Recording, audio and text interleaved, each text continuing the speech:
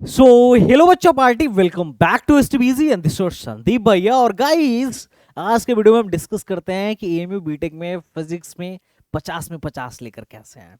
भाई मैं मजाक नहीं कर रहा हूँ, सही बोल रहा हूँ।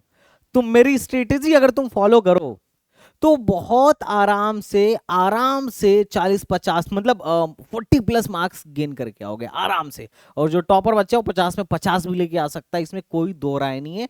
क्योंकि वैसे भी फिजिक्स में कोई बहुत रॉकेट साइंस वाला सवाल एएमयू बीटेक में नहीं पूछा जाता है। तो आज की स्ट्रेटजी में हम यही डिस्कस करने वाले हैं। अब आधे बच्चे तो यही भाग जाएंगे कि शायद ये वीडियो टॉपर्स के लिए है, हमने तो अभी तैयारी शुरू ही नहीं की है, या फिर हमने तैयारी तो शुरू कर दी लेकिन हमारा बेस बहुत कमजोर है, हम कैसे फिजिक्स में इतना अच्छा नंबर लेके आएंगे। ये तो सिर्फ टॉपर के लिए बता रहे हैं। तो चलो तुम्हारे लिए भी एक बात बताता हूं। अगर तुम एवरेज स्टूडेंट हो और तुम 50 में से 30-35-40 नंबर लेके आना चाह रहे हो, 30+ अभी भी गेन करना चाह रहे हो, तो बाकी के अभी जो हमारे पास लगभग लगभग जो 50-60 दिन 60-70 दिन बचे हैं, इन 60-70 दिन में भी आप गेन कर सकते हो 25-30 नंबर आराम से।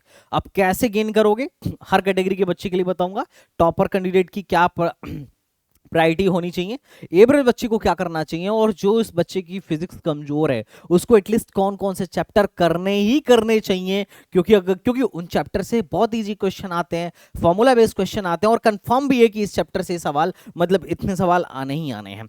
तो किस तरीके से फिजिक्स को अपन लोगों को कंप्लीट करना है आने वाले 50 से 60 दिन में, उसकी स्ट्रेटेजी मैं आपको बताने वाला हूं। एंड मैं सारे लोगों से यही रिकमेंड करूंगा कि भाई अगर आप एमयू बीटेक की तैयारी कर रहे हो तो ये वीडियो मैंने बहुत रिसर्च के साथ, बहुत मेहनत के साथ बनाई है। Guys, I am Sandeep Vishwakarma from IIT Guwahati, alumni of Aligarh Muslim university and author of AMU capsule. तो चलो बच्चा पार्टी, अपन लोग इसको शुरू करते हैं कि एएमयू के लिए, एएमयू बीटेक के लिए फिजिक्स की तैयारी कैसे करें, फिजिक्स में मैक्सिमम मार्क्स कैसे गेन करें। तो देखो, एक दो चीज पहले तुम दिमाग में डाल लो। फिजिक्स हमारे यहाँ एएमयू बीटेक में फिजिक्स के 50 क्वेश्चंस आते हैं, 50 क्वेश्चन आते हैं, और हमारे पास लगभग 60 मिनट होता है इसको करने के लिए, मोटा मोटी माने तो। हालांकि 60 मिनट कहने के लिए है, क्योंकि 150 क्वेश्चन होंगे और 180 मिनट में करना होगा। तो जनरली क्या होता है कि जो बच्चा है मैथ में ज़्यादा टाइम देता है, उसके बाद फिजिक्स में ज़्यादा टाइम देता है, और केमिस्ट्री वाला टाइम काट लेता है, क्योंकि कोई भी 150 में से 150 अटेम्प्ट नहीं करता है। जो टॉपर भी होगा ना, वो भी 100 से लेके 120 मार्क्स का ही क्वेश्चन अटेम्प्ट कर पाता है। 150 में से, मतलब 150 में से 150 तो नेक्स्ट टू इम्पॉसिबल है अटेम्प्ट कर पाना, because there is a very less time, और मैथमेटिक्स वगैरह का जो वो है बहुत अच्छा है। हाँ, अगर तुम तुक्का मार रहे हो तो तुम 150 में 150 अटेम्प्ट कर सकते हो, मैं उसके लिए कुछ नहीं बोल सकता उन लोगों के लिए। अदरवाइज बाकी बहुत मुश्किल है कि 180 मिनट में 150 क्वेश्चन अच्छे से अटेम्प्ट करना। ओके, तो अब मैं फिजिक्स की पर्टिकुलरली बात कर रहा हूं। तो फिजिक्स में लगभग लगभग 48% वेटेज इजी पोर्शन का होता है, क्योंकि फिजिक्स में तुम सोचो 60 मिनट में आइडियली हमें 50 क्वेश्चन करने हैं। जेई से अगर तुम इसको कंपेयर करोगी तो जेई में भी 60 मिनट ही मिलता है एक सब्जेक्ट के लिए, और 25 क्वेश्चन करने होते हैं। अब सोचो, टाइम उतना ही है, नंबर ऑफ क्वेश्चन दोगुना हो गया, तो पेपर का लेवल भी लगभग लगभग हाफ हो जाना चाहिए। तभी ये पॉसिबल है कि एक बच्चा क्या कर सके, सारे क्वेश्चंस को अटेंड कर सके आइडियली। और होता भी जनरली ऐसा ही है। लगभग लगभग 48% क्वेश्चंस तुम्हें ऐसे देखने को मिल जाएंगे जो फॉर्मूला बेसिस पर होंगे, फॉर्मूला बेस्ड होंगे, या मेमोरी बेस्ड होंगे, या फिर क्या बोलते हैं, या तो फॉर्मूला बेस्ड होंगे या मेमोरी बेस्ड होंगे, या फिर ऐसा हो सकता है कि मतलब थोड़ा सा तिगड़म लगा के, ज्यादा दिमाग नहीं लगाना, थोड़ा सा लगा के आ जाए, कंक्लूजन बेस्ड होंगे। मतलब किसी थियरी का, किसी एक बड़े पोर्शन का कंक्लूजन हो। जैसे पूछ लिया कि मैक्सिमम पावर इस बैटरी से हम कब ड्रेन कर सकते हैं, तो ऑब्वियस सी बात है, कंक्लूजन है कि अगर इंटरनल रेजिस्टेंस एक्सटर्नल रेजिस्टेंस के बराबर हो जाए तो हम मैक्सिमम पावर ड्रेन कर सकते हैं। सिंपल, इस टाइप के कुछ क्वेश्चंस। उसके बाद आता है मॉडरेट का पार्ट। देखो, सिंपल सा बात है, एएमयू हमेशा एक लेवल मेंटेन करके रखता है, ये बात बिल्कुल सच है। एएमयू का पेपर उतना भी हलवा नहीं होता है, उसका रीजन है क्योंकि लगभग 22% क्वेश्चन, लगभग 20 से 22% क्वेश्चन ये लोग ऐसा देते हैं जो ठीक ठाक लेवल का हो। कई बार तुम देखोगे कि फिजिक्स में या मैथमेटिक्स में जे एडवांस का क्वेश्चन घुसा दिया, जे मेन का बहुत अच्छा वाला क्वेश्चन घुसा दिया, ऐसा भी तुम्हें एमयू बीटेक में देखने को मिलेगा। लेकिन 48% जो होगा direct formula based, memory based या कंक्लूजन बेस्ड पर होगा। बाकी 30% ऐसा होगा जिसमें थोड़ा सा कैलकुलेशन लेंदी हो सकता है या थोड़ा सा दिमाग लगाना पड़ सकता है, जिसको करने पर जिसको थोड़ा सा दिमाग लगा के, थोड़ा सा टाइम टेकिंग ऐसा होगा जिसको थोड़ा सा टाइम लगा के अगर करोगे तो आराम से तुम इसको कर सकते हो। 30% क्वेश्चन ऐसे होते हैं जो मॉडरेट होते हैं, 20% क्वेश्चन ऐसे होते हैं जो थोड़े से डिफिकल्ट होते हैं, और उसमें कभी कभी एक दो क्वेश्चन ऐसे हो जाते हैं जो ये गलत ही दे देता है, और कभी कभी ऐसे होते हैं एक दो क्वेश्चन जो मैं बोलता हूं बच्चों से कि यार इसे छोड़ ही दो, because this type of question will kill your time. तो क्या है कि बहुत सारे क्वेश्चन एमयू में ऐसे भी रहते हैं, खासकर मैथमेटिक्स में, कभी कभी फिजिक्स में भी, जो आपके टाइम को किल करने के लिए डाले गए रहते हैं। तो उस टाइप के क्वेश्चंस को हमें छोड़ देना चाहिए अगर हमारे पास टाइम कम है तो ये रहा टोटल एनालिसिस कि कितने इजी आते हैं, कितने डिफिकल्ट आते हैं, कितने मॉडरेट आते हैं। तो मान के चलो अगर तुम्हारा पूरा फार्मूला चार्ट तैयार है तो 50 से 60% फिजिक्स को तुम वहीं धाराशायी कर दोगे, धाई धाई। बात समझ रहे हो? और फार्मूला चार्ट आपका तैयार होना चाहिए, कैसे अप्लाई करना है, इक्वेशन सॉल्व करने आना चाहिए कि क्या क्या चीजें दिया है और क्या क्या इसमें पूछ सकता है, ये सब आपको सिनेरियो पता होना चाहिए। और उसके लिए अगर मतलब इस तरीके से अगर आपको पढ़ना हो तो मैं आपको सबसे धाकड़ बैच सजेस्ट करूंगा यकीन 2.0, जो कि क्रैश कोर्स है। बहुत बेहतरीन तरीके से पढ़ाता हूं, जिसमें मैं सीधे काम की बात करता हूं कि क्या क्या एमयू पूछ सकता है, क्या क्या अभी पूछा है और क्या क्या पूछे जाने की संभावना है, और किस टाइप के क्वेश्चन बनेंगे, किस टॉपिक पे टॉपिक क्या है और इस पे किस टाइप के क्वेश्चन एमयू में पूछे जाने की संभावना है। सारा फटाफट शॉर्टकट से खत्म करते हैं अपन लोग, जो हमने क्रैश कोर्स से स्टार्ट किया है। तो मैं तो बोलूंगा यकीन 2.0 अगर अब तक तुमने ज्वाइन नहीं किया हो तो फटाफट ज्वाइन कर लेना। उसके बाद ये चार्ट देखो, इसे मैंने अपने एमयू कैप्सूल बुक में भी दिया है, जिसमें तुम्हें पता चलेगा कि किस किस चैप्टर का वेटेज कितना है। देखो जिसका वेटेज 6% से ज्यादा है वो तो 100% तुम्हें कंप्लीट करना है हर हाल में, ये तुम मान के चलो। इनफैक्ट जो पहले 6% वालों को तो करना ही करना है, जिनका वेटेज 4% से ज्यादा है उसके बाद उनको करो, उसके बाद जो टाइम बच रहा है उनको करना। अब किन किन चैप्टर्स को हमें पहले करना है, किसको बाद में करना, और कौन कौन सा चैप्टर छोड़ देना चाहिए या कौन कौन से चैप्टर को सबसे लिस्ट प्रायोरिटी में रखना चाहिए, उसके बारे में मैं तुमसे अब डिस्कशन करने वाला हूं। इस चार्ट को तुम देख लेना, शायद चूंकि हॉचपॉच की वजह से तुम्हें दिख नहीं रहा होगा, तुम जो एमयू कैप्सूल बुक है उसमें चार्ट पड़ा हुआ है, you can watch this chart. अब एक चीज और क्लियर कर दूंगा आगे बढ़ने से पहले, अपने कंटेंट पे जाने से पहले। बहुत सारे बच्चे सोचते हैं कि भैया एमयू बीटेक में 12th से ज्यादा सवाल पूछता है, 11 से कम सवाल पूछता है। तो ऐसा नहीं है। हाँ, ये बात बहुत हद तक मैथमेटिक्स के लिए सही है, मैथ्स के लिए सही है, लेकिन ये फिजिक्स में फिट नहीं बैठती है, क्योंकि फिजिक्स में कुछ भी हो सकता है। एएमयू वालों की मर्जी, जैसे फॉर एग्जांपल 2024 में 11 से इन्होंने मात्र और मात्र 11 से 22 सवाल पूछे थे। परसेंटेज ये नंबर ऑफ क्वेश्चन है, और ये भी 12th में नंबर ऑफ क्वेश्चन है, जोड़ो दोनों को जोड़ो 50 बन जाएगा। और 12th में 28 क्वेश्चन पूछा था, जबकि 2023 में इसका उल्टा था, 11 से ज्यादा पूछा था और 12 से कम पूछा था। और 2022 में बराबर कर दिया था, दोनों से 25-25 सवाल पूछा था। 2021 में भी बराबर सिनेरियो था, 2022 में एक क्वेश्चन का फर्क था बस, 2019 में भी एक क्वेश्चन का फर्क था, 2018 में बराबर का सिनेरियो था। 2016 एक ऐसा ईयर था जिसमें 12th वालों के मजे ही मजे, 16 सवाल 11 से और 34 सवाल 12th से, मतलब मजे ही मजे। किनके? 2017 में 12th वालों के, जो बोर्ड वाले बच्चे थे 12th के पोर्शन से सबसे ज्यादा सवाल 34 सवाल पूछ दिया। हालांकि ऐसा कभी होता नहीं है, क्योंकि देखो 2015 में 27 सवाल पूछ दिया और बाकी 12 से 23 सवाल ही पूछा, और 2024 में 24 सवाल पूछा और 12 से 26 सवाल पूछा।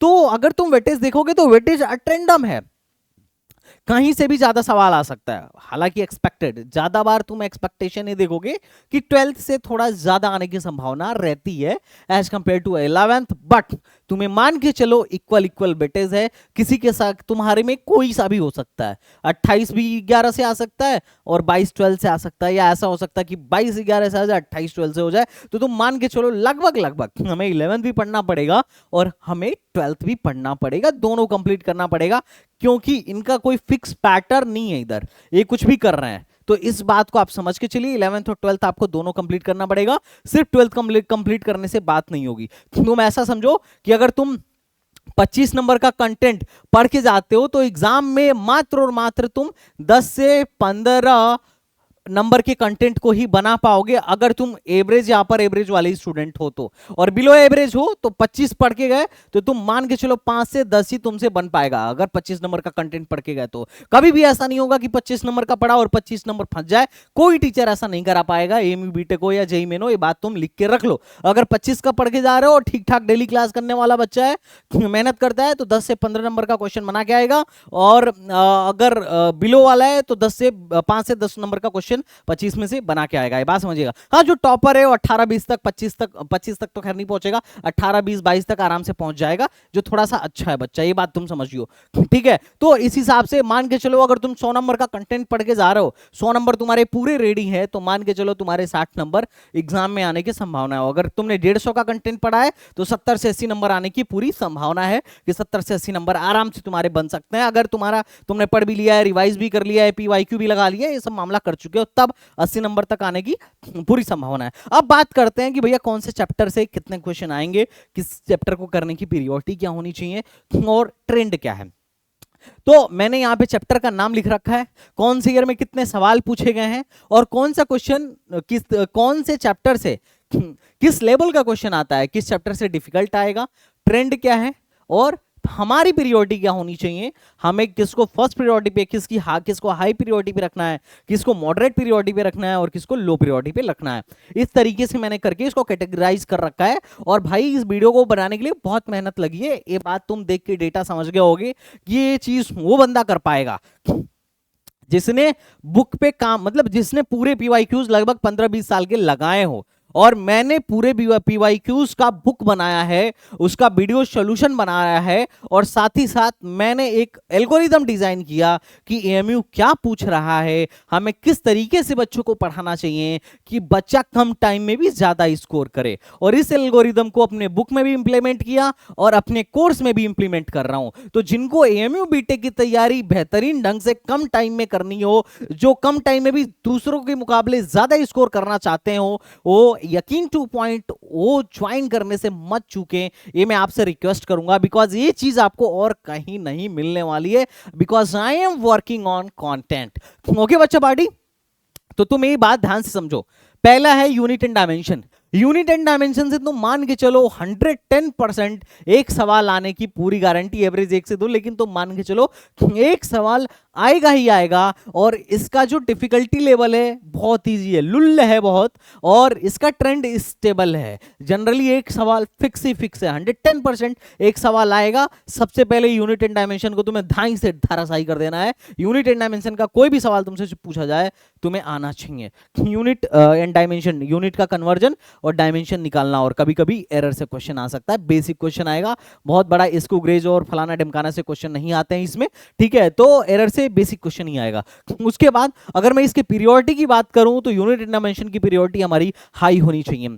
उसके बाद हमारा सेकंड चैप्टर आता है मोशन इन 1D। मान के चलो तुम्हारे पेपर में 2 नंबर फिक्स हैं, 2 से 3 नंबर एवरेज आएगा, कभी कभी किस्मत खराब होती है तो 1 नंबर है, कभी 0 नहीं हुआ है। मोशन इन 1D का सवाल हर साल कभी 0 नहीं हुआ है, तुम देख लो, हर साल एग्जाम में देखने को मिला है। और 2022 वाले बच्चों की तो चांदी ही चांदी थी, 5 सवाल थे 2022 में, 5 सवाल थे। और अगर मैं बात करूं इसके डिफिकल्टी लेवल की, तो कुछ कुछ सवाल कभी कभी जब 5 सवाल देगा तो 1-2 सवाल जरूर टफ देगा, तो कभी कभी डिफिकल्टी लेवल मतलब एक आध क्वेश्चन की टफ रहती है, अदरवाइज ये मॉडरेट होता है।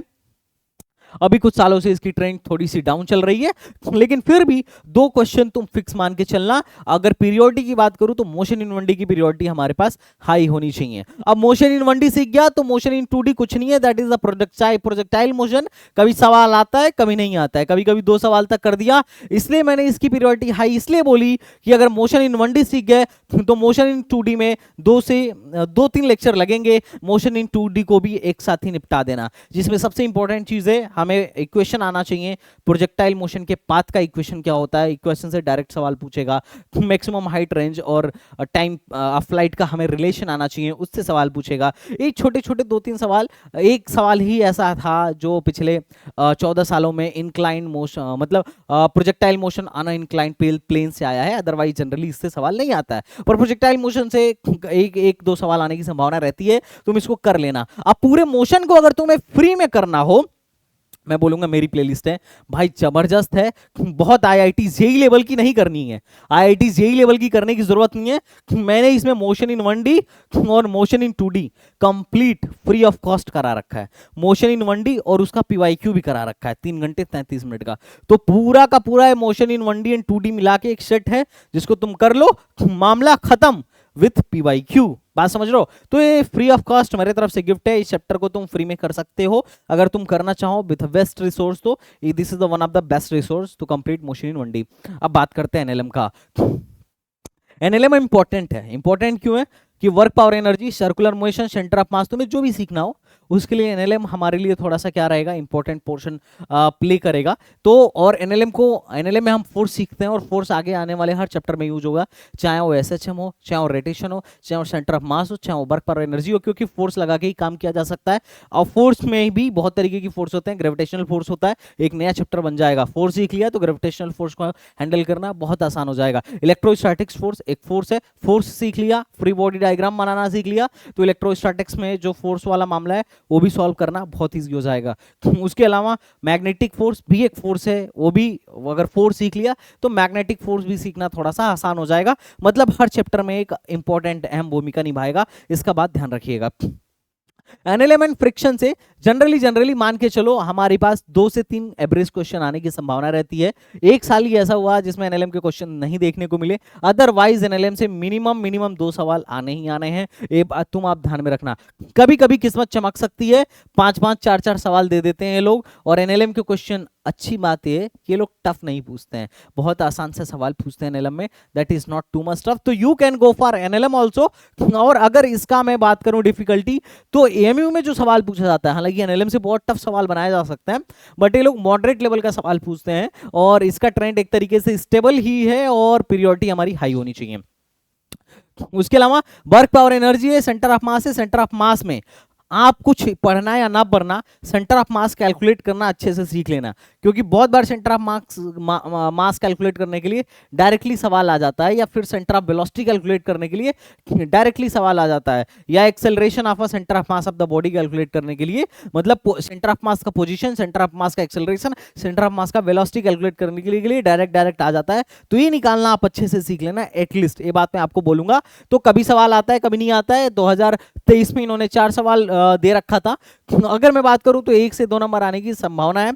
सेंटर ऑफ मास हार्ड होता है, पर कुछ टॉपिक जो मैंने आपको बोला वो आपको करना ही करना होगा, बाकी अब छोड़ें या करें आपकी मर्जी है। अगर मैं ट्रेंड की बात करूं तो ट्रेंड थोड़ा सा लो है और पीरियोडिटी आप इसको लो रख सकते हैं। हालांकि हमें करना पूरी फिजिक्स है, पर मैं पीरियोडिटी बता रहा हूं किसका हाई, किसका मॉडरेट और किसका लो होना चाहिए। रोटेशनल मोशन एक टफ चैप्टर है, क्वेश्चन भी थोड़ा टफ आता है, लेकिन इसमें कुछ चीजें आपको करनी ही होंगी किसी भी कीमत पे। पहला, आपको मोमेंट ऑफ इनर्शिया निकालने आना चाहिए। इसका लेक्चर आप चाहे जहां से देखो, 1 शॉट देखो, 2 शॉट देखो, या मेरे लेक्चर से देखो, ठीक है। उसके अलावा आपको क्या बोलते हैं, कंजर्वेशन ऑफ एंगुलर मोमेंटम, ये आपको करना ही होगा। उस पर डायरेक्ट सवाल आने की संभावना रहती है।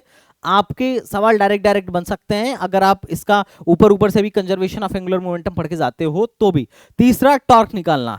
टॉर्क निकालना भी हमारे लिए ज्यादा इंपॉर्टेंट है, और साथ प्योर रोलिंग मोशन के क्वेश्चंस डायरेक्ट एमयू में पूछे जाते हैं। तो आप इन 4 टॉपिक को तो जरूर पढ़ लीजिएगा, जो कि मैं पूरा सार बता रहा हूं। ऐसे मतलब कोई भी ऐसा नहीं है कि बंदा आगे तुम्हें ये सब बता जाए, मैं इनसाइड द पॉइंट बता रहा हूं, क्योंकि मैंने बुक लगाया, मेरे को पता है कि यार ये लोग पूछ क्या रहे हैं, किस टॉपिक पे बार बार एमयू हिट कर रही है। ठीक है, तो ये सारी चीजें हैं। और बाकी तो ये थोड़ा सा टफ पड़ता है बच्चों के लिए, और ट्रेंड बोलूं तो स्टेबल है, और पीरियोडिटी जो है इसका मॉडरेट होनी चाहिए। बाकी आपकी चॉइस है। ग्रेविटेशन भैया 2024 में 4 सवाल ग्रेविटेशन से इन लोगों ने रेल रखे थे। 2023 में 3 सवाल, 2022 में 4 सवाल, उस 21 में 3 सवाल। देखो 3 4 3 4 फिर 3, कहीं ऐसा ना हो तुम्हारे में 3 4 3 4 3 4 का एक गेम लेके आए, हालांकि ऐसा नहीं होता है। जनरली मिनिमम 2 क्वेश्चन तो तुम एक्सपेक्ट करो ही करो। एक ही बार ऐसा हुआ है कि 0 कुछ नहीं पूछा, उसके बाद मिनिमम जो क्वेश्चन पूछा है ग्रेविटेशन से 2 पूछा है, नहीं तो 3 पूछा है, नहीं तो 4 पूछा है। ये ट्रेंड है। ग्रेविटेशन बहुत हाई पीरियोडिटी पे आपके होनी चाहिए, इसको आपको करके ही जाना है, चाहे जो भी कीमत हो। और ग्रेविटेशन से सवाल जनरली इजी आते हैं, ग्रेविटेशन चैप्टर भी इजी है, और इसका ट्रेंड भी राइज कर रहा है। अब बात करते हैं एसएचएम एंड वेव। तो देखो एसएचएम में कई पार्ट है। एक तो wave on a string, wave और साउंड वेव, ये वाला पोर्शन इजी है। एसएचएम लेकिन टफ है, एसएचएम से अच्छे सवाल आपको देखने को मिल जाएंगे। अगर मैं बात करूं तो लगभग 2022 ऐसा था जिसमें 5 सवाल 3 सवाल 3 सवाल 4 सवाल 3 सवाल। पिछले कुछ दिनों में ऐसे 3 4 5 3 4 5 करके आ रहे थे, लेकिन पिछले 2 साल से 1 1 2 2 सवाल करके आ रहे हैं। तो अभी तुम इसको मॉडरेट पीरियोडिटी पे रख सकते हो, और एसएचएम हार्ड है। लेकिन जो मैंने वेव वाला पोर्शन बोला, साउंड वेव और वेव ऑन अ स्ट्रिंग, ये दोनों इजी है, इसको तुम कर सकते हो, है ना। तो इसको तो तुम यूं ही कर लेना केटीजी। उसके बाद 11th में ये दोनों ही टॉपिक सबसे ज्यादा इंपॉर्टेंट हैं, और ये दोनों मेरे हाई पीरियोडिटी पे रहते हैं। मैं बच्चों को बार बार बोलता हूं केटीजी एंड थर्मोडायनेमिक्स दोनों आप मत छोड़िएगा। एक्सपेंशन वगैरह भले आप इग्नोर कर सकते हो, पर मैं तो कहूंगा उसको भी इग्नोर मत करना। पर केटीजी इतना छोटा चैप्टर है, 2 सवाल, और इससे पीछे इतने छोटे से चैप्टर से 4 सवाल, और हीट एंड थर्मोडायनेमिक्स से 3 सवाल। मतलब हीट नाम की यूनिट से इन्होंने सीधे सीधे 7 सवाल दे दिए, आप देख रहे हो। और इनके क्वेश्चन बहुत टफ नहीं होते हैं, केटीजी के सवाल इजी होते हैं, और हीट एंड थर्मोडायनेमिक्स के भी सवाल इजी होते हैं। इजी टू मॉडरेट ले लो, इनका लेवल राइज कर रहा है, और मान के चलो काफी हाई पीरियोडिटी पे तुम इसको रखना, लो पे बिल्कुल मत रखना। फ्लूइड से क्वेश्चन धीरे धीरे कम हो गए। फ्लूइड बहुत बड़ा एक सेगमेंट है जिसमें कई चैप्टर इन्वॉल्व हैं, स्टैटिक फ्लूइड और डायनामिक फ्लूइड, और साथ ही साथ इसमें मैंने इलास्टिसिटी वाले चैप्टर को भी इंक्लूड कर लिया है। लेकिन ये तीनों पोर्शन इंक्लूड करने के बाद भी नंबर ऑफ क्वेश्चन थी बहुत कम है, 2 से 3 क्वेश्चन। तो इसका जो डिफिकल्टी लेवल है मॉडरेट है। पिछले साल तो इन तीनों चैप्टर को मिला के इन लोगों ने एक भी सवाल नहीं पूछा था। तो अभी ये sorry, this is not rising, this is falling, और इसका पीरियोडिटी अभी मेरे हिसाब से अभी लो है। बाकी तुम्हारी चॉइस, करना तो तुम्हें सब है, लेकिन किसको हमें पहले कर लेना चाहिए, किसको हमें पहले रिवाइज करना चाहिए, किसको सेकेंडरी रखना चाहिए, ये सब मैं तुम्हें यहाँ बता दिया। और अगर तुम पूरी फिजिक्स कंप्लीट करके नहीं जाने के चक्कर में हो, तो भी तुम्हें क्या क्या करके ही जाना है, ये भी मेरे इसको देख के तुम्हें 110% समझ में आना चाहिए। क्या इंपॉर्टेंट है, क्या नहीं है, क्या पढ़ना है, क्या छोड़ना है, ये सब तुम्हें देख के भी इस वीडियो को अंदाजा लग जाएगा। उसके बाद मैं बात करता हूँ 12th पर। वीडियो थोड़ी लंबी हो रही है, क्या बोर तो नहीं हो रहे? ओके, अब बात करते हैं 12th के वेटेज पर। 12th में पहला चैप्टर है हमारा इलेक्ट्रोस्टैटिक्स। इलेक्ट्रोस्टैटिक्स कैपेसिटर एक जैसे ही है, मिला लो, है ना। तो इलेक्ट्रोस्टैटिक्स से 4, 2023 में 2, और 2023 में देखो कैपेसिटेंस की किस्मत खुल गई थी।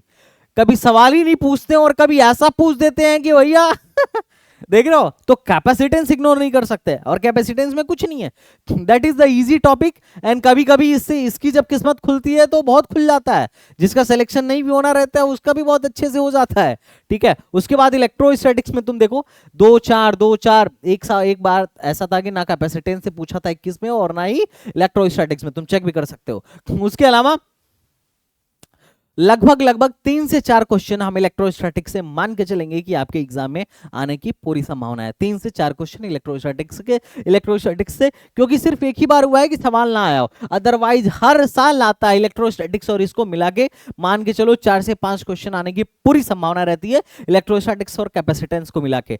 और इस इलेक्ट्रोस्टैटिक्स थोड़ा कभी कभी टफ लग सकता है तुम्हें, लेकिन एएमयू जो पूछता है बहुत टफ सवाल नहीं पूछता है, मॉडरेट लेवल का सवाल पूछता है, ट्रेंड इसका स्टेबल है, प्रियोरिटी आपकी हाई होनी चाहिए। उसके बाद कैपेसिटेंस मॉडरेट प्रियोरिटी पे है, लेकिन मैं कहूंगा उसको कंप्लीट कर लेना। और इलेक्ट्रोस्टैटिक्स पढ़ने का सबसे अच्छा जुगाड़ बताऊं, कहो बताओ, देखो ओए संदीप भैया की प्लेलिस्ट इलेक्ट्रोस्टैटिक्स, लो 6 वीडियो डाला हूं, 2-4 वीडियो और है उसको डाल दूंगा, खत्म। 7-8 वीडियो में तुम्हारा काम हो जाएगा। इलेक्ट्रोस्टैटिक्स पूरा पढ़ाया है और बहुत बेहतरीन ढंग से पढ़ाया है। ये देखने के बाद तुम एमयू कैप्सूल लगाओ या कोई भी पीवाईक्यू की किताब लगाओ, इलेक्ट्रोस्टैटिक्स के क्वेश्चन दौड़ा दौड़ा के तुम पटकोगे, कोई दिक्कत वाली बात नहीं रहेगी। लेकिन लेक्चर पूरा अच्छे से फॉलो करना पड़ेगा। और फिर से वही बात मैं बोलूंगा, अगर एएमयू बीटेक की तैयारी करनी है एसटीबीजी आना पड़ेगा, है ना। एएमयू में जाना है तो एसटीबीजी आना है। अब बात करते हैं अपने नेक्स्ट चैप्टर पे, that is the current electricity. देखो करंट इलेक्ट्रिसिटी से कुछ क्वेश्चन अच्छे आते हैं, पर जनरली क्वेश्चन इजी होते हैं, और इसका आपके इसका जो वेटेज होना चाहिए काफी हाई होना चाहिए। करंट इलेक्ट्रिसिटी ऐसा चैप्टर है जिसको पढ़ने के लिए कुछ भी अगर आपको नहीं आ रहा हो और आप जस्ट करंट इलेक्ट्रिसिटी उठा के भी पढ़ोगे तो भी करंट के सारे क्वेश्चन तुम बना सकते हो। कोई पीरियड नॉलेज की आवश्यकता नहीं है। लाइक कि जैसे मान लो तुम्हें रोटेशन पढ़ना है तो एनएलएम आना चाहिए, सेंटर ऑफ मास आना चाहिए, वर्क पावर एनर्जी पढ़नी है तो एनएलएम आना चाहिए, सेंटर ऑफ मास पढ़ना है तो एनएलएम आना चाहिए, मोशन आना चाहिए। लेकिन इसको पढ़ने के लिए ऐसा कुछ नहीं है, ये बेसिक सा सब्जेक्ट है, बेसिक सा चैप्टर है, कोई भी उठाए और खत्म कर दे। तो करंट इलेक्ट्रिसिटी 3 सवाल हर साल आता है, कभी ऐसा नहीं हुआ कि इससे सवाल ना पूछा गया हो। Current electricity is the one of the favourite topic, और करंट इलेक्ट्रिसिटी भैया हम जैसे इलेक्ट्रॉनिक्स इंजीनियर्स की तो जान है, क्योंकि काम ही इसी पर करते हैं। डिफिकल्टी मॉडरेट, ट्रेंड राइजिंग और पीरियोडिटी हाई, ये ध्यान रखिएगा। करंट इलेक्ट्रिसिटी छोड़ना नहीं है।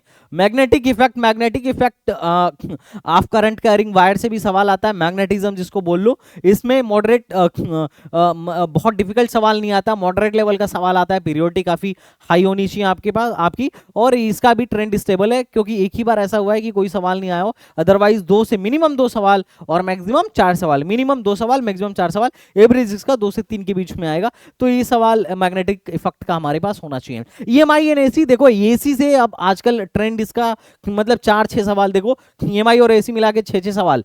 2022 में 6 सवाल लगा दिया था, 2024 में 4 सवाल लगा दिया था, 2017 में 5 सवाल लगा दिया था। तो इन लोगों का ट्रेंड ना ईएमआई एसी की तरफ कभी भी बढ़ जाता है और कभी कभी घट भी जाता है, क्योंकि 2 बार ऐसा हुआ है कितना बड़ा चैप्टर मिला के इन्होंने सिर्फ एक सवाल पूछा, जिसमें से भी वो सवाल एसी का था। तो इस बात को ध्यान रखिए। और इसका लेवल ईएमआई एसी, कभी कभी ईएमआई के क्वेश्चन टफ होते हैं, एसी के क्वेश्चन मॉडरेट होते हैं। एसी इजी भी है, आराम से आप कर सकते हो, और इसकी पीरियोडिटी हाई है। लेकिन ईएमआई और एसी को समझने के लिए आपको करंट इलेक्ट्रिसिटी आना, मैग्नेटिज्म आना चाहिए। करंट इलेक्ट्रिसिटी का नॉलेज है तो ठीक है, नहीं है तो भी कोई बात नहीं है, लेकिन इसके लिए आपको 2-3 चीजें आना चाहिए। पहला तो मैग्नेटिज्म, दूसरा वेक्टर। मैग्नेटिज्म को समझने के लिए भी वेक्टर आपको अच्छे से आना चाहिए। अब बात करते हैं इलेक्ट्रोमैग्नेटिक वेव।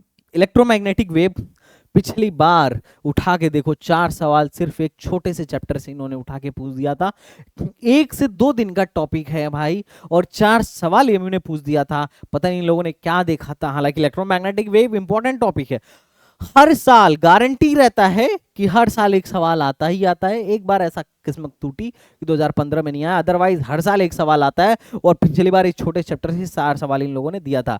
तो मैं बोलूंगा पीरियोडिटी काफी हाई रखना, लेवल इसका बढ़ता जा रहा है, और इसको डिफिकल्ट भी बोल सकते हो, मॉडरेट भी बोल सकते हो, डिपेंड्स ऑन द क्वेश्चन। वैसे तो अगर आपको इलेक्ट्रोमैग्नेट ये सब आता है तो इलेक्ट्रोमैग्नेटिक वेव समझना बहुत ज्यादा आसान हो जाएगा। तो इलेक्ट्रोमैग्नेटिक वेव छोटा सा टॉपिक है, you have to do. Formula based question बहुत बार आते हैं, और कुछ कुछ थोड़े से एडवांस भी होते हैं। ओके, अब बात करते हैं ऑप्टिक्स से।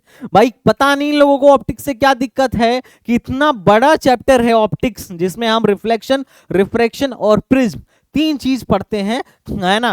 और पहले तो हम लोग इंस्ट्रूमेंट और ह्यूमन आइज भी पढ़ते थे, पर अभी 3 चीज हम लोग पढ़ रहे हैं, और उसमें से भी सिर्फ और सिर्फ इतने बड़े चैप्टर से पिछले 4-5 सालों से कॉन्स्टेंटली सिर्फ एक सवाल इन लोगों ने पूछा है। 2017 में जबकि इन्होंने 5 सवाल पूछा था, 2019 में 3 सवाल। देखो हमारे टाइम में क्या था, नंबर ऑफ क्वेश्चन ज्यादा आते थे, अभी इन लोगों ने बहुत कम कर दिया इसका वेटेज, सिर्फ एक सवाल पूछ रहे हैं। और इसके क्वेश्चन भी थोड़ा अच्छे लेवल के होते हैं। लेवल इसका ट्रेंड जो है गिर रहा है, नंबर ऑफ क्वेश्चन कम पूछे जा रहे हैं और मॉडरेट हमारा प्रियोरिटी होना चाहिए। वेब ऑप्टिक्स पिछली बार 4 सवाल दिया था, पिछली बार 4 सवाल दिया था, और वेब ऑप्टिक्स जबकि रे ऑप्टिक्स से छोटा चैप्टर है, और जबकि रे ऑप्टिक्स में ज्यादा टाइम देना पड़ता है, वेव ऑप्टिक्स में कम टाइम देना पड़ता है, और यहां पर नंबर ऑफ क्वेश्चन ज्यादा पूछे जाते हैं। तो यहां हमारे हाई प्रियोरिटी पर होना चाहिए, इसका लेवल राइज कर रहा है और नंबर ऑफ और क्वेश्चन भी मॉडरेट होता है। और उसके बाद नेक्स्ट चैप्टर है हमारा modern dual nature of matter. Dual nature of matter से कभी सवाल आता है, कभी नहीं आता, पर इग्नोर नहीं कर सकते हैं क्योंकि छोटा है, कभी कभी 2-2 सवाल पूछ लेता है, और 100% 99% केस में इसके सवाल बन जाते हैं। ए डिफिकल्टी लेवल से बहुत ईजी है। अगर मैं बात करूं इसके ट्रेंड का, तो ट्रेंड स्टेबल बोल सकते हो, और मॉडरेट हमारा एक प्रियोरिटी इस पर होनी चाहिए। एटम से सवाल नहीं अभी पूछ रहे हैं, लेकिन कभी ऐसा वक्त था 3-4 सवाल पूछते थे, लेकिन एटम को आप हल्के में मत लेना, या तो एटम से पूछेंगे या फिर न्यूक्लियाई से पूछेंगे। तो जब न्यूक्लियाई से नहीं पूछेंगे तब एटम से पूछेंगे, और जब एटम से नहीं पूछेंगे तब न्यूक्लियाई से पूछेंगे, कभी कभी ये दोनों से पूछ लेते हैं। तो मैं आपसे यही रिक्वेस्ट करूंगा, एटम और न्यूक्लियाई अच्छे से करके जाना, दोनों को हाई प्रियोरिटी पर रखना। न्यूक्लियाई अक्सर बच्चे छोड़ देते हैं, रेडियो एक्टिविटी अक्सर बच्चे छोड़ देते हैं, भैया छोड़ना नहीं है। अगर तुम छोड़ोगे तो मामला फिनिश हो जाएगा, छोड़ना नहीं है। उसके बाद सेमीकंडक्टर को हाई प्रियोरिटी पे रखना, एक सवाल गारंटेड है, कभी कभी 3-3 सवाल तक पूछ लेते हैं। 3 सवाल 2023 में ही उन लोगों ने पूछ लिया था। तो सेमीकंडक्टर से एक सवाल गारंटेड है, कभी कभी 2-3 सवाल भी पूछा जा सकता है। सेमीकंडक्टर में सिर्फ पिछले बार ऐसा हुआ था कि सवाल नहीं आया था, अदरवाइज हर साल सवाल आता है। सेमीकंडक्टर को हाई प्रायोरिटी पे रखना, बहुत टफ चैप्टर नहीं है, बहुत इजी चैप्टर है। ओके, तो ये था जिसमें मैंने तुम्हें बता दिया कि किसकी प्रियोरिटी हाई होनी चाहिए, किसकी प्रियोरिटी लो होनी चाहिए। इसको एक साथ में तुम्हें कंबाइन करके बोल देता हूं कि कौन कौन से चैप्टर ऐसे हैं जो इजी हैं और स्कोरिंग है और तुमको करना ही करना होगा। वो ये है अपना unit and dimension, Cartesian thermodynamics, gravitation, electromagnetic wave, modern physics, motion in 1D and 2D, string on sound wave, semiconductor और वेव ऑप्टिक्स। अब ध्यान दो, यूनिट एंड डायमेंशन को सीखने के लिए तुम डायरेक्ट सीखो, फिजिक्स में जीरो कुछ भी नहीं आता है तो भी तुम सीखोगे तो आ जाएगा। कार्टेशियन थर्मोडायनेमिक्स को भी सीखने के लिए पहले से कोई बड़े ज्ञान की आवश्यकता नहीं है, कोई नया बच्चा जो फिजिक्स शुरू कर रहा है वो भी सीखेगा तो सीख लेगा। ग्रेविटेशन के लिए थोड़े से एनएलएम की नीड है और वेक्टर की भी नीड है, अगर आप वो जानते हो तो ठीक है, नहीं जानते हो तो भी सीख लोगे। इलेक्ट्रोमैग्नेटिक वेव को सीखने के लिए मैंने तुम्हें बता ही दिया कि इलेक्ट्रोमैग्नेटिज्म आना चाहिए। मॉडर्न फिजिक्स एक नया बच्चा भी शुरू करेगा तो भी उसको खत्म कर देगा, मॉडर्न फिजिक्स का वेटेज अच्छा है। Motion in 1D and 2D को तुम बेसिक्स से कोई एवरेज बच्चा या बिलो एवरेज बच्चा भी शुरू करना चाहे तो उसको आराम से प्लेलिस्ट देख के खत्म कर सकता है, इसके लिए कोई पीरियड नॉलेज की आवश्यकता नहीं है। वेव इंपॉर्टेंट है, इसके लिए हो सकता है थोड़ा बहुत एसएचएम का कॉन्सेप्ट काम में आए, अदरवाइज वेव भी अगर तुम शुरू करना चाहो, अगर क्योंकि आसान क्वेश्चन होते हैं तो तुम कर सकते हो। सेमीकंडक्टर करंट इलेक्ट्रिसिटी आता है तो आसान हो जाएगा, नहीं आता है तो भी कोई रॉकेट साइंस वाली बात नहीं है। सेमीकंडक्टर से फिक्स मतलब डायोड, तुम्हें ऐसा मान लो कि ट्रांजिस्टर तो सिलेबस से ही हटा दिया है, सिर्फ डायोड बचा है और डायोड से ही क्वेश्चन पूछने वाले हैं, खत्म है ना। या फिर पीएन जंक्शन से रिलेटेड कोई सवाल पूछेंगे, या फिर अपना डायोड की सर्किट बना के क्वेश्चन सॉल्व करवाएंगे। और अगर मैं बात करूं वेव ऑप्टिक्स, तो वेव अगर आपने पढ़ लिया है तो वेव ऑप्टिक्स सीखना आपके लिए बहुत आसान हो जाएगा। तो अगर तुम इतने चैप्टर्स को भी करके जा रहे हो तो मान के चलो 16 से 26 नंबर के, मिनिमम 16 मैक्सिमम 26, इससे भी कम हो सकता है और इससे भी ज्यादा हो सकता है, पर इसके बीच में तुम मान के चलो मोटा मोटी इतने नंबर का तुम्हारा काम हो गया। अगर तुम इतने चैप्टर भी निपटा दे रहे हो तो इतने नंबर का तुम्हारा काम हो गया, मिनिमम 16 नंबर का ए स्कोरिंग चैप्टर पढ़ के, जो कम टाइम में ज्यादा मतलब कम टाइम में कम एफर्ट में इजीली तुम कर सकते हो आराम से। 16 से 26 नंबर का, मिनिमम 16 नंबर का मान के चलो तुम्हारा काम हो गया। उसके बाद आते हैं अपने मॉडरेट चैप्टर्स, जिसमें एनएलएम है, वर्क पावर एनर्जी है, रे ऑप्टिक्स है, करंट इलेक्ट्रिसिटी है, इलेक्ट्रोस्टैटिक्स है, कैपेसिटेंस है, मैग्नेटिज्म है, ईएमआई है, एसीएन और न्यूक्लियाई है। ठीक है, एटम भी ले लो, एटम एंड न्यूक्लियाई। हालांकि न्यूक्लियाई टफ है, इजी नहीं है, बट फिर भी अगर तुम इसको करते हो तो ये थोड़े से टाइम टेकिंग सब्जेक्ट्स हैं, मॉडरेट है, टाइम टेकिंग है, लेकिन ऐसा नहीं है कि बहुत टफ क्वेश्चन बनेगा। मॉडरेट टाइप के क्वेश्चन बनेंगे। वर्क पावर एनर्जी में थोड़ा बहुत हो सकता है कि तुमसे अच्छे सवाल पूछे जाए। तो अगर तुम थोड़ा टाइम दोगे, क्योंकि इनमें तो बहुत ज्यादा टाइम देने की जरूरत नहीं पड़ेगी, बहुत ज्यादा एफर्ट मारने की जरूरत नहीं पड़ेगी, क्योंकि थोड़ा सा इजी है एज कंपेयर टू दिस। तो अगर तुम थोड़ा टाइम दोगे तो इसको भी तुम निपटा सकते हो, इसमें कोई दिक्कत वाली बात नहीं है। तो पहले इनको निपटा लेना, उसके बाद इनको इनको तो निपटाना ही चाहिए तुम्हें मॉडरेट। अगर इसको कर लेते हो तो 15 से 23 नंबर के क्वेश्चन तुम्हारे यहां बन जाएंगे। उसके बाद बचेगा टफ। टफ में एसएचएम से टफ को सवाल आ सकता है, centre of mass, rotation and fluid mechanics को लिस्ट प्रायोरिटी पे रखना है। फ्लूइड से टफ सवाल नहीं आता है, लेकिन स्कोर करना थोड़ा सा टफ होता है क्योंकि क्वेश्चन ही कम पूछा जाता है। रोटेशन, सेंटर ऑफ मास और एसएचएम से क्वेश्चन अच्छे आ सकते हैं, लेकिन सेंटर ऑफ मास के जो पॉइंट्स मैं बोला हूं अगर तुम उतना कर लेते हो, रोटेशन के जिन जिन टॉपिक का नाम बताऊं अगर तुम उतना कर लेते हो, तो इनका भी काम निपट जाएगा। तो ये कुल मिला जुला के तुम्हारा फिजिक्स का वेटेज है, जिसको तुम बहुत आराम से इजी वे में अगर तुम इस तरीके से कंप्लीट करो तो कर सकते हो। अब अगर तुम ये जानना चाहते हो कि ठीक है भैया, अब बताओ मैं फिजिक्स कहाँ से शुरू करूं, तो देखो यकीन बैच बहुत फ्रेश स्टार्ट किया हूं, उसमें मेरे गाइडेंस के अंदर आकर तुम आराम से फिजिक्स शुरू कर सकते हो, और मैं बहुत एक पूरे प्रॉपर प्लान के साथ वहां तुम्हें पढ़ाने वाला हूं। अगर तुम चाहो तो वो प्लान क्या है उस पर भी वीडियो बना देंगे, बट दिस इज इंपॉर्टेंट, जो डेटा मैंने तुमको शेयर किया है दिस इज इंपॉर्टेंट। ओके, और बाकी तुम यकीन बैच ज्वाइन करना चाहो करो, नहीं करना चाह रहे हो मत करो, कोई दिक्कत नहीं है, लेकिन पढ़ाई करते रहना, पढ़ाई रुकनी नहीं चाहिए। और अगर तुम पूछो मार्केट में बेस्ट किताब कौन है, तो एएमयू कैप्सूल है, जो अब मार्केट में आ चुकी है। प्री बुकिंग पहले हो रहा था, प्री बुकिंग खत्म हो चुका है, अब तो सीधे तुम किताब ले जाओ। आप कल से हमारे सेंटर पे आओ और किताब लेके जाओ। तुम चाहो तो हम तुम्हारा किताब कोरियर भी करा सकते हैं अगर तुम बुक करते हो ऑनलाइन तो। और मार्केट में सबसे बढ़िया टेस्ट क्या है एमयू बीटेक के लिए, तो that is vision test series, simple, that is the best batch for best series for MU BTech. I hope video काफी लंबी हो गई होगी, बट फिर भी अगर तुम्हें वीडियो अच्छा लगा हो, लाइक शेयर सब्सक्राइब करना। मैथमेटिक्स के लिए इंपॉर्टेंट टॉपिक और चैप्टर्स कौन है उस पर ऑलरेडी वीडियो हमने बना रखा है तुम्हारे रितेश भाई ने, और केमिस्ट्री के लिए मानस सर ने बना रखा है, तो उसको भी चेकआउट करना, लिंक डिस्क्रिप्शन में दे दूंगा। अगर आपको वीडियो अच्छी लगी हो तो लाइक शेयर सब्सक्राइब। तो चलिए मिलते हैं नेक्स्ट वीडियो में, तब तक के लिए बाय बाय, टाटा एंड जय Hind. Thank you so much बच्चा पार्टी, थैंक्स यू।